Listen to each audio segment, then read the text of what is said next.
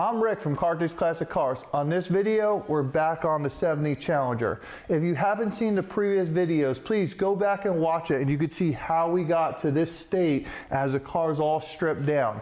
On this video though, we're gonna make forward progress. We're gonna start installing all these parts. We got frame rails, we have the trunk pan, we have the drop-offs, the gas tank extensions, and the rear seat pan. We might install some more stuff. We'll see how the time on the video goes. Everything on this video is going to be in time lapse. It can be sped up. If you want to go and see further in-depth details, I've done a video series on a 73 Challenger where I go back and I install the trunk one step at a time and talk it through. This is more the process of just seeing it get done and the idea of what parts I would personally do first. Real quick, before we start the time lapse and everything we're going to do, we'll go over what tools I'm using on the crash cart. So for this job, we're going to be using wax and grease remover. I'm using the PBE Weld Through Primer from Seymour. A dolly, we got a hammer, a body hammer, a heavier hammer down there, an air blower to blow out all the dust. The different sanders we're going to be using. I like the belt sander to get in hard to reach places. I take this kind of disc sander and I turn the disc around backwards, you'll see, and that will let me get in edges that I can't normally get in with the belt sander. Really good. We're going to be using the surface prep disc with an 80 grit on it, and we're going to be using also a hole punching tool. I will be using drill bits to drill certain areas that we can't reach with the spot welder, and then different drills and sheet metal screws. I think I'm using a number 8 on the sheet metal screws to get a couple areas screwed in and lots of vice grips. I was also going to be using some Scotch-Brite disc. You could see we have all the areas mostly scuffed up and stripped down. You'll see in the process I do that first because I like all my customers we usually talk about, and we try to seal these cars in epoxy, even the new parts. We're not trusting the eco anywhere. So I think the best way to get the epoxy on there and get everything scuffed up is to do it when it's off the car. So you'll see that process is done. Oh, and then I'll go over it, and that's done with the DA sander. One more tool in the back, we got the Eastwood SCT. This is going to save you a lot of time. You'll see me use this tool on the floor pan, the trunk pan, and the large areas. So this tool will save you lots of time. Use the 40 grit stripping drum. So that's enough to it. I also, on this video, will come back, I'll start stripping the panels, and then we'll take another quick break right before we start. I'll come back and I'll show you a little bit more on the jig and what we plan on doing. So let's take a look on how we got the parts to this phase, and we'll see you in a bit. So here we're going to go about starting the process on basically prepping all the panels that we're going to install that you saw on the intro video pre-prepped out. So what I did, I have them already installed on the car, and I'm taking them off the car one at a time. As I'm taking them off, I'm pretty much marking and taking mental notes where I need to get the bare metal. The parts that we want to get to bare metal are basically areas that we're going to weld each panel to each other from. So the concept on what we're trying to do here, if two panels are on top of each other, the areas that are facing each other to be welded, we're going to put the weld through primer between them.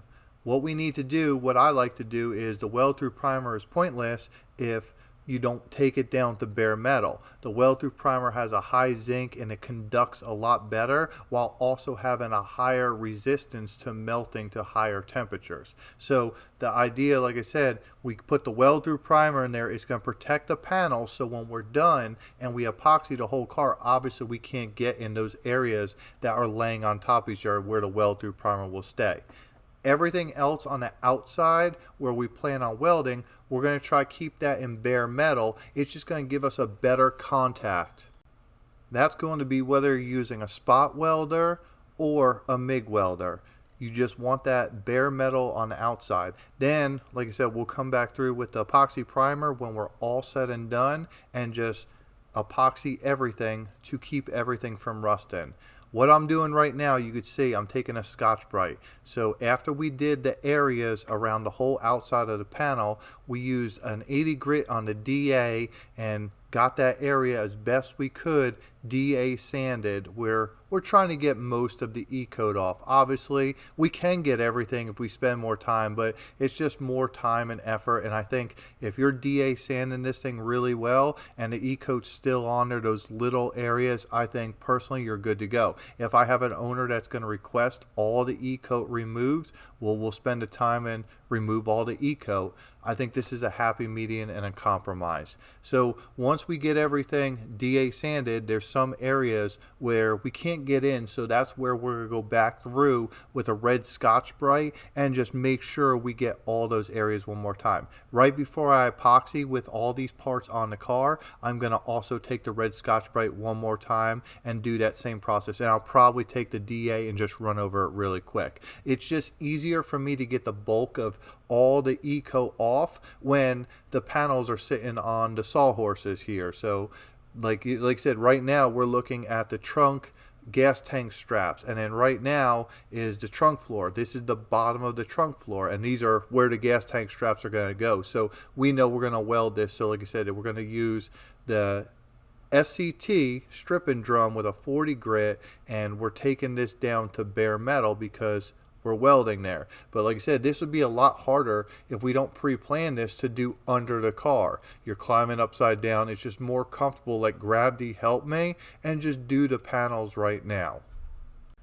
Now, the one step that you see me that I kind of skipped here for the most part is I'm not putting any spot holes for rosette welds with a MIG welder. You're going to see in the future we'll be using a spot welder. So before this step, what I would do, you could see in the white marks on the edges where I was having this trunk floor on the car, I traced out the frame rails. That's giving me a guide. What you're going to do, I'll put little X's on the bottom, and you're going to drill your spot welds all down the frame rails if you're MIG welding it. Same thing with the gas tank straps. You're going to see we're going to put the gas tanks on straps on first. This is one of those things, again, you want to just drill your spot welds now. It's going to be easier. I'm not saying you can't go back and drill a couple spot welds, but on the whole car it gets a little tedious. Right here you could see this is where my spot welder won't reach, so I got this pneumatic hole punch that I just run right across, and so we're going to put our welds, our rosette welds there. You're going to see there's other parts on the car, same thing. I'm going to put a couple spot holes in it where the spot welder won't reach, but all in all, you can see it's going to save a bunch of time with the spot welder. I think personally the job comes out better, and you'll see in the future that's how the factory did it, and there's many reasons why. I'm also working the edges right here. Same concept, keeping certain things bare minimum. I'm using the 80 grit on the surface prep disc. With this tool, you just got to make sure the disc is kind of running away from the edge so it doesn't catch on it and shoots the disc and splits it in half. It happens all the time, but try your best when you're doing this to save disc that way.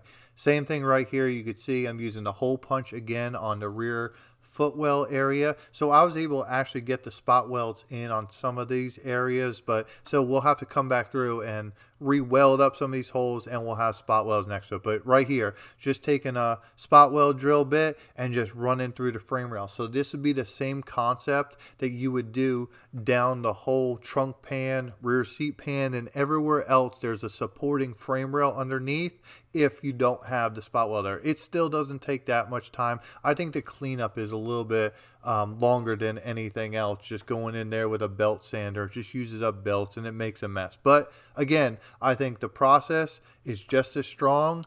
When it's done right, the cars come out just as nice, and there's nothing wrong. However you want to do it, whatever works for you is whatever's best. Right here, what we're doing, we're taking the stickers off that the AMD sent with all these panels, so it gets real tacky. So I put a little wax and grease remover and then a wire brush on a slow spinning drill, and we remove the bulk of it, and then I have a separate Scotch-Brite that I'll sit there and kind of rub through and just make sure everything's off of it, because if you use a DA sander on the stickers or really anything else, it starts gumming up all your sandpaper on your tools you're trying to strip. So make sure you get all the sticker stuff off first. Like I said, the wax and grease remover really helps. Same concept here. Now that we got all our rosette holes drilled, you could see on my left side, looking at on your right, I took the belt sander and went over all the areas to deburr those holes. If you use this 40 grit stripping drum, it'll start ripping the drum apart. So you want to, like I'm doing right here with the 80 grit or with the belt sander, just kind of go over them and just knock off the burrs if you're going to use a stripping drum. If not, just keep doing what I'm doing. This cross rail in the back is an easy enough piece that there's no real reason to use the whole stripping drum on it. Everything we talked about here, still there is no 100% you have to use this tool to strip this stuff. I mean, I know if I was doing it too and the owner really wanted to, we can pull out the sandblaster. I've done that when we have to get a brand new panel completely clean from all the e-coat and we want a really perfect surface. I've taken out a dry pop blaster and just dusted all these panels, and that really also gets the job done, and it's pretty efficient for what it is. Moving on to the final two pieces that we're going to go ahead and prep for this video install is going to be the two frame rails. So you see we're going to again get both the areas that the trunk floor is going to lay on and the rear seat pan. You're going to see in the future too, there's a couple areas on the side I took down to bare metal on these frame rails, and same thing with the rear seat pan and the trunk floor, that there's a couple areas that we're going to have to install smaller brackets, so we're going to clean them up down to bare metal. Once everything's cleaned down to bare metal, you can see I have it all laid out. It's already getting late at night, so we're going to go ahead and put the weld through primer on for the day, finish up tonight, let it dry overnight. I'll flip them over one more time and just get any other areas that I need to get, so then tomorrow morning we can start this project, and tomorrow will just be a whole day of just assembling the parts. It's kind of nice doing this in assembly line order, and I just feel like it's more efficient. Once you have the tools out to do something, you're kind of in the groove on that, and then you move on to the next step. That's how I build the whole car in general if you watch previous videos. So you see the process in general and what it takes to prep all these parts and get them ready for the car.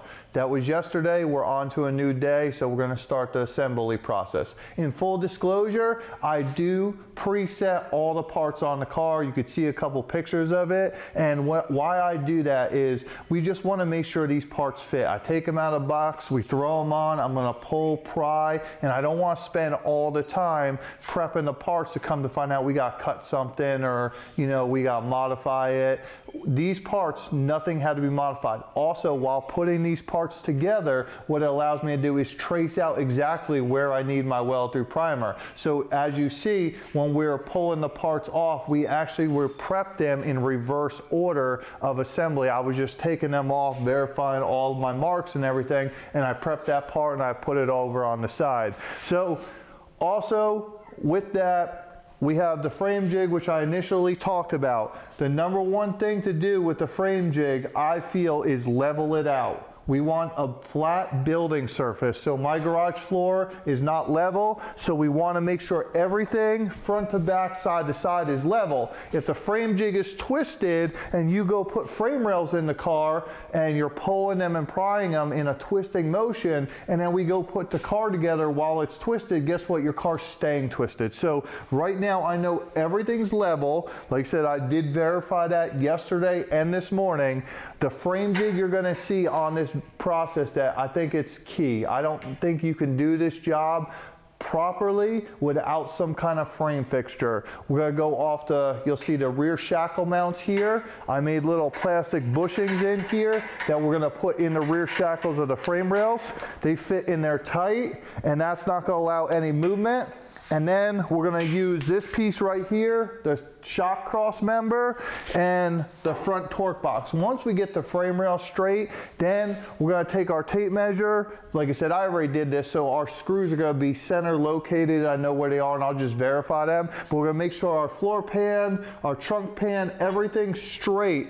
going all the way down, and we're gonna build our car off a square platform. You'll see we are gonna need the frame jig to pull and pry these frame rails. They're really good stamp-ins, but these cars aren't 100% exact. So we're gonna have to pull it in. Once we weld everything, it's there to stay. But it's getting to that point that we just need to try to focus on and make sure we get everything right, our gaps closed in, and I think the frame jig is key on that. I get messages all the time from guys that say, hey man, this part doesn't fit, I'm trying to put this frame rail in and I'm a 1/4 inch, 1/2 inch off, and first thing I ask, is it on the jig? Well, no, and I don't know how to help you fix it because I don't work that way. So like I said, this is how I fix them, this is how I build them, and I feel like if you see my other videos, we have pretty good results, and I really think that this car should have pretty decent results too. Every car we build, we're trying to make the best out of everything else. So saying that, let's get to the assembly. Hopefully this comes together really well. So far, there's no red flags on any of the parts. I didn't have to cut a single part, didn't have to do anything to any of the parts going in the car so far. So hopefully it goes together this way again. So let's start the actual building phase right now. So to me, this is my favorite part, the assembly of the car. We're finally not going backwards and the project is moving forward and we can see the ultimate vision happening.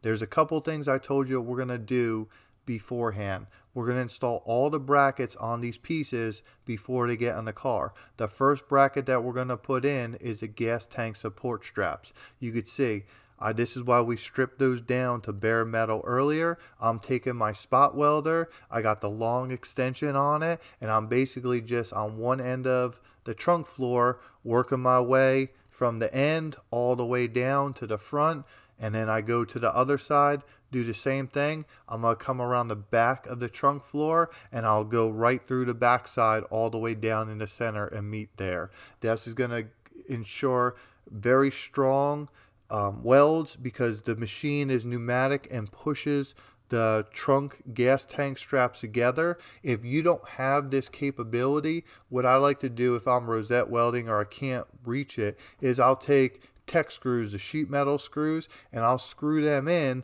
everywhere that it's trying to come high. You'll see on the next video when we do the floor pan of this car, that's what we're going to use a lot more, is those tech screws to pull everything in, and then I'll take a body hammer and same thing, kind of massage the metal down and make sure everything's flush, because when you're MIG welding, you just want your panels flush. They're going to be a lot stronger, less chance of dirt, debris, and grime and getting in there, and just all around a better looking product. So what we're doing right now, we're installing the e-brake brackets. Looking back now, I kind of messed up on this one a little bit. Not messed up, but it wouldn't matter for you, but I would probably, if I had to redo this again, pre-drill these brackets like I am right now and install them last, because the brackets I didn't think about actually got in the way of one of the spot welds because how my machine grips, it tries to grip underneath there. So I had to actually put a rosette MIG weld in that area. Again, not the end of the world, but we're always trying to look for forward thinking, and this is one of those areas that I thought I was saving myself a bunch of time, but in actuality it would have been just as easy just to climb under the car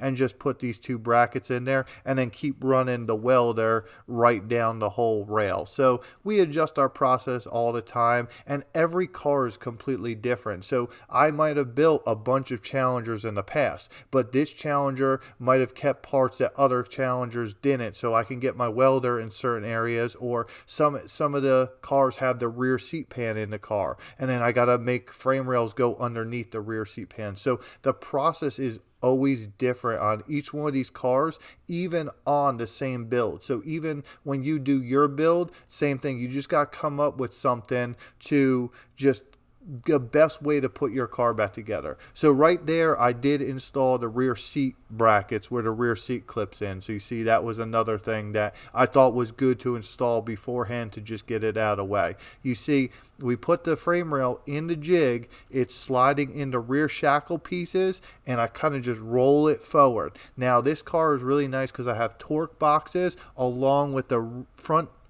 rear spring hanger. So where the leaf spring bolt into the front area, those are a good guide for these frame rails, and then the torque boxes, and then the the rails at the top of them, they kind of hold the whole front of this frame rail down, and what we're doing, we clamped it all the way over to the driver's side to get it really tight against those torque boxes area. And I put a bunch of vice grips on there, and then what I ended up doing, I took the ratchet and I'm pulling in towards the shock tower cross member because the rail wanted to come out about a 1/4 inch. So I just put a couple tacks underneath it. Again, we're going to try to get the both rails in, make sure everything's good, and I'm just fixing it with the dolly, anything I bent. Here's another view of the plastic bushings I put in this rail. It doesn't allow any movement, and both of these rails are the same height. Everything is front to back. So we know at this point the frame rails are squared. They matched up perfectly with the torque boxes. So it really gives me strong confidence on these AMD frame rails. You could see the rail, how much it moved right there when I ratcheted it down. This rail needed the exact same thing that the other rail needed. It's just one of those things that the rails just, they just need to be pulled in. They just have stress on them from the stampings and everything else, and it's so small. But if you're on a lift trying to do this, I can't imagine what you would pull or pry against without moving the car and having it land on you. So you could see I'm pulling the rails together just to get everything as tight as possible. Once we weld both sides, now both these sides are trying to pull the shock tower cross member out, and then the trunk floor and rear seat pan floor are also holding them all together. So there's no movement. Like I said, everything becomes one unit and stays there. And it's, it's all working hand to hand. That's why until the car gets its structure back in it, we need these I-beams underneath to support the whole car and just keep it from moving, because things are so weak, pushing and prying on them. We can see that. We're now installing the rear cross rail. So how this does, this extends out past the trunk floor on the rear cross rail. And then I'm lining up the bumper holes. I took a measurement, and what I did earlier, I have all my marks centered on the rear cross rail. You can actually, if you look really close on the shock tower cross member, you can see a white mark down it. That's the center of that. I took the center of the trunk floor. Every part that I took, we're taking a center mark, and we're trying to make sure we're in the center of the car. That's going to just make everything easier. There is some adjustment on both sides, but we want the most adjustment available. So how we do that is we get to the center of the rear cross rails, and that's going to make putting in the wheel houses, everything is just better when you center it. So just verify all that. So the next step in this process is going to be the rear seat pan. You can see I left the 2 brackets off going to the deck filler panel. We're not going to weld them now. I do want to talk about these torque box areas, and you can see what I do under the seat pan too, besides the rosette welds. I'll sit there and weld them solid where you can't see it, and just put welds down the whole thing. I think it's going to make these cars stronger, and yes, it's not factory, but all in all, we're trying to exceed factory specifications here. And then we'll go ahead back through and just grind them a little bit, and you're never gonna know. Most of that stuff is under this rear seat pan and above the frame rails, so you won't be able to see it. You see with this rear seat pan, I just ran clamps on the outside. Again, if you're going to rosette weld, I would recommend putting some sheet metal screws on the inside where the clamps can't get, just to make sure you're really tight down on both sides of the frame rail. But what I'm doing with my spot welder, I'm basically running down through the center, working my way up, and then back down, and it's squeezing the floor pan back together. Then I'll go back through, I'll change the attachment arm, and you'll see in a later video how there's holes in the floor, and the reason these holes are there is really to get this spot welder with the attachments in there. I can't think of another way. I'm assuming the factory did something like that where they had to get their spot welder in through these access holes, and then they just put plugs over them when they're done. But you see, this is a similar style as a factory weld. Now you're going to know, looking at this car, that it's not completely factory, because if you've ever seen one of these E-body cars, they put these factory spot welds about 4 inches apart. 3-4 inches apart. You could tell right here I'm about 1.5 inches max. Same thing with welding the frame rails and on the torque boxes and everything. I'm trying to go above and beyond, and we're just trying to, the race car builder that I used to be and everything, where before I got my start, is just, it's hard not to build a stronger car when we know we can. So right now we put twice the amount of spot welds than any other, Mopar would have did from the factory, or, GM or Ford and all that. So every time I try to build these cars, I keep saying it, we try to build a better quality in general on everything, strength, show, looking, and protection, than any factory car would have been. We care about these cars, where they would go down the assembly line and they just were thrown next, and out the door to be sold, and have a lifespan where they don't last that long, and you planned obsolescence, and then you move on and you buy another one. So now you could see we're taking the MIG welder out again. I keep rotating back between the spot welder and the MIG welder, and it's going to happen that way. The areas that the spot welder couldn't reach because the torque box was underneath where blocking it, and I just couldn't get all these frame rails. So we'll just throw rosette welds in here, come back through with the belt sander, and just grind them down real easy. Once we're done with that, we're on to the trunk pan. Same thing in the trunk pan. I kind of have my marks preset where I measured everything. You're basically above the frame rails. You could see the indentation on the frame rails, and in this area right here, those have to be lined up. And then the trunk rail is measured right on the indentation in the back, and it should line up with the front trunk floor, everything else, but it should match your center mark. So take your time on this. If you're really worried about it, you could sit there and kind of throw some other parts on the car. We've done enough of them that I'm pretty confident that when we go ahead and put the tail panel on and the quarter panels and all that, that we should be just fine where we're at right now. But the main thing, like I said, is try to use that indentation hump on the trunk pan above the indentation mark on the frame rail.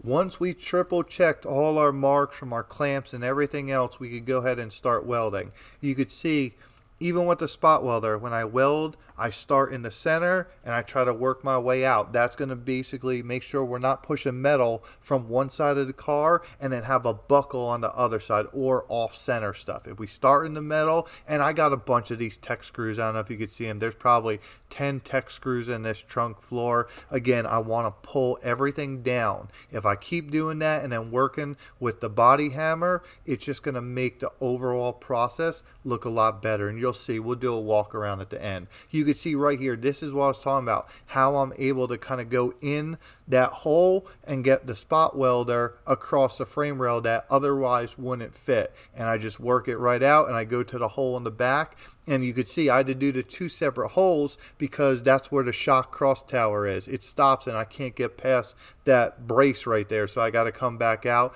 and start my way back. You can see, again, working my way back, and this is kind of like building with the car with the spot welder. It's so big and bulky, even though it's very efficient and it's beneficial. It's basically one of the things, you got to be creative on how to get it in and out of the frame rails. Why we use this, besides being just fast and efficient and not having to grind everything down, is it also doesn't put a lot of heat like you would in a MIG welding. Think about how long your rosette MIG welding. This thing throws a high amount of amps of current between the 2 brass fittings while squeezing really hard, and then that's what actually fuses the metal together. You could sit there, I've seen people take 2 pieces of 18 gauge steel and put a business card between these spot welders and weld it together, the 2 pieces of metal, without actually catching the business card in the middle on fire. So think about, if we have our weld through primer, how much protection more is going to be between these panels, because you're not burning off the weld through primer with the higher heat of the rosette welds on the MIG. So in general, I think the spot welder has more benefits than just, the actual speed of it. I mean, And even a lot of people like the factory look. It draws your eye to make it look like the car's not been modified. Again, I'm not super concerned with that because I'm putting more spot welds in the factory. I mean, I think it looks a lot cleaner, but again, we're not trying to cover anything up. I mean, you're going to know on this car certain parts have been, well, the experts are going to know. Like if you really, really look at these parts, there's going to be subtle differences here or there that you might pick up on. I mean, a good body man might be able to fix all of them, but for instance, the spot welds might be one of them. You'll look at it and be like, well, no factory is going to have that many spot welds. But 99% of the people not watching this video, not knowing the car, will look in there and think that that car hasn't been modified for the most part. So with these trunk drop-offs, you saw I put the rear bracket in. I am not screwing the rear bracket or the back of the trunk drop-off to the frame rail. That's going to give us a little bit of modification in there. You can see this bracket right here that I can adjust it in and out with the quarters and just get the right angle. So that will be done. I already pre-drilled the holes for it so I can get in there, and I'm going to grab the spot welder in certain areas. But that when we get the quarter panels on, we'll set our final distance off the quarter panels. At this point, we're just worried about lining up the trunk drop-offs to the rear of the floor pan and everything else. And then the next step you'll see too, once we're done with the floor pan front to rear, we're going to put the wheel housings in there. So that's a whole nother, that's probably 2 videos down the road. Right now, you can see our process. We're kind of working from the center to the back of the car. Then we're going to start on the floor pan, front frame rail. There's be a whole video series next on the second parts of the video. In my head, I thought we were going to do it all one time, but it was just turned out to be too much. I'm trying to keep the videos a little bit shorter. So the last final thing that we'll go ahead and use the spot welder for is just the rear tail panel of the trunk. Again, everything's straight in the car. I'm happy with it. You can see the area on how stripped down this trunk is and how it's ready for epoxy primer. So we'll go ahead and just finish out these spot welds. Like I said, I'm going to stop at the edge of the trunk floor and we'll get those trunk drop-offs with the brackets a little bit later down the road. So once we're done doing the last of these welds, we're just going to go ahead and install the rear tire spare carrier and the jack handle. So for hard tops, you have this curb bracket right here. If you have a convertible, you're going to have, I believe it is the flat bracket, because of the convertible stuff would get in the way of the spare tire being up so high on the shock tower brace. So just